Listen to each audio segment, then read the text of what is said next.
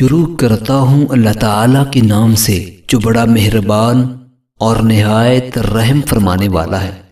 حضرت عبداللہ بن عمر رضی اللہ تعالیٰ عنہما بیان کرتے ہیں کہ ہمیں رسول اللہ صلی اللہ علیہ وآلہ وسلم نے خطبہ دیتے ہوئے ارشاد فرمایا، ظلم سے بچو کیونکہ ظلم قیامت کے دن تاریکیوں کا باعث ہوگا، اور بے حیائی سے بچو، لالچ اور بخل سے بچو کیونکہ تم سے پہلی قومیں بخل اور لالچ کی وجہ سے ہلاک ہوئی۔ انہیں قطع تعلقی سے بچنے کا حکم دیا گیا لیکن وہ قطع تعلقی کرتے رہے۔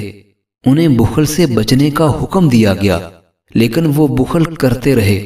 انہیں گناہوں سے بچنے کا حکم دیا گیا لیکن وہ گناہ کرتے رہے۔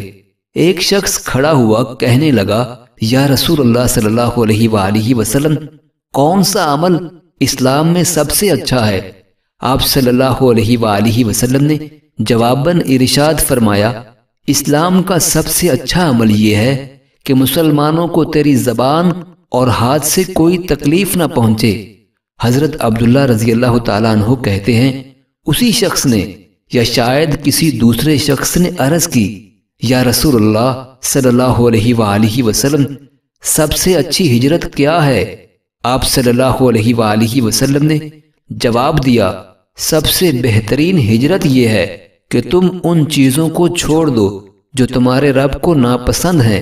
پھر آپ صلی اللہ علیہ وآلہ وسلم نے ارشاد فرمایا، ہجرتیں دو ہیں، شہری کی ہجرت، دیہاتی کی ہجرت۔ دیہاتی کی ہجرت یہ ہے کہ جب اسے بلایا جائے تو وہ آ جائے اور جو حکم دیا جائے اس پر وہ عمل کرے، اور شہری کی ہجرت میں آزمائش بھی زیادہ ہے اور اس کا اجر بھی زیادہ ہے۔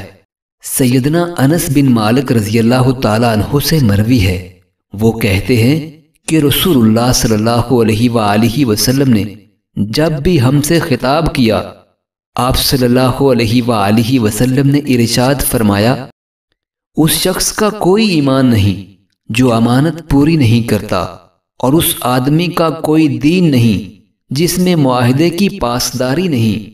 معزز ناظرین، اللہ تعالی ہم سب کو نبی رحمت صلی اللہ علیہ وآلہ وسلم کی ان احادیث مبارکہ پہ عمل کرنے کی توفیق عطا فرمائے، آمین۔